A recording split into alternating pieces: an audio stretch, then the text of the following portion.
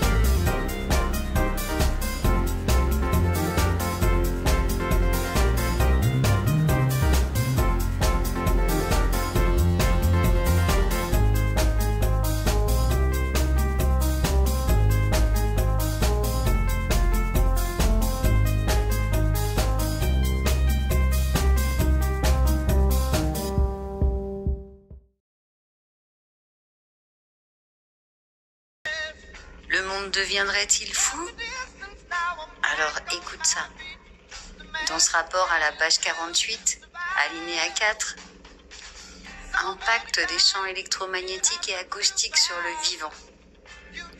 Les travaux sur les impacts des RNI ont été nombreux dans le spectre des radiofréquences de téléphonie depuis les années 2000. Les effets biologiques classiquement mesurés sont l'échauffement des tissus à moyenne et haute fréquence et la stimulation des tissus excitables à moyenne et basse fréquence. La Société française de radioprotection a publié un état détaillé des connaissances acquises concernant les effets sanitaires et environnementaux des champs électromagnétiques. Ce rapport et ce chapitre se concentrent donc sur les effets biologiques non thermiques plus récemment identifiés, dont certains font déjà l'objet d'applications notamment médicales, diagnostiques et traitements.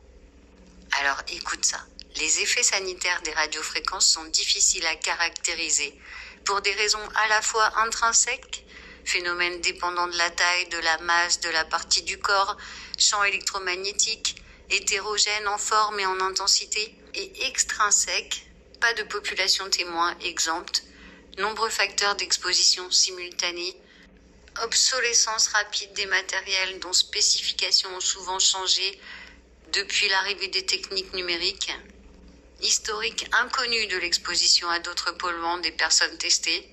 Les résultats de ces études sont donc souvent non productibles et les séries épidémiologiques sans recul suffisant. Cependant, les chercheurs soulignent que si les méthodologies progressent et doivent encore progresser en rigueur, la non-reproductibilité d'un résultat concernant un impact sanitaire ne vaut pas preuve d'absence d'effet. En effet, des effets biologiques à l'échelle cellulaire ou d'un organisme sont couramment mesurés et non controversés. Effets sur des récepteurs membranaires, notamment, parfois sur des comportements. En outre, si l'impact sanitaire direct d'un champ électromagnétique sur un organisme a été rarement prouvé à l'échelle macroscopique, cas de la perte d'orientation chez certains animaux, oiseaux, abeilles, les résultats semblent plus clairs lorsqu'on associe à l'imposition d'un champ électromagnétique la mesure de la réaction de l'organisme à un autre paramètre environnemental, tel qu'une température extérieure ou une concentration en polluant. Les processus concernés sont souvent subtils et en cascade. Leur appréhension, tant pour les utilisations que pour les impacts, bénéficie des progrès de l'épigénétique, de la compréhension des processus membranaires et cytoplasmiques. Il serait intéressant d'investiguer l'interface avec la biologie quantique. Ce dernier secteur est en plein développement et la France compte parmi les meilleures équipes mondiales en bioélectronique. Ces expérimentations exigent un protocole rigoureux, un matériel particulier, parfois coûteux, et une approche systématiquement pluridisciplinaire, encore trop rare dans les institutions de recherche et toujours trop peu admise dans les procédures de financement et de reconnaissance académique. Il est d'autant plus important de réaliser au niveau international une coordination de la recherche pluridisciplinaire sur tout le spectre des RNI et des processus cellulaires et physiologiques possiblement concernés.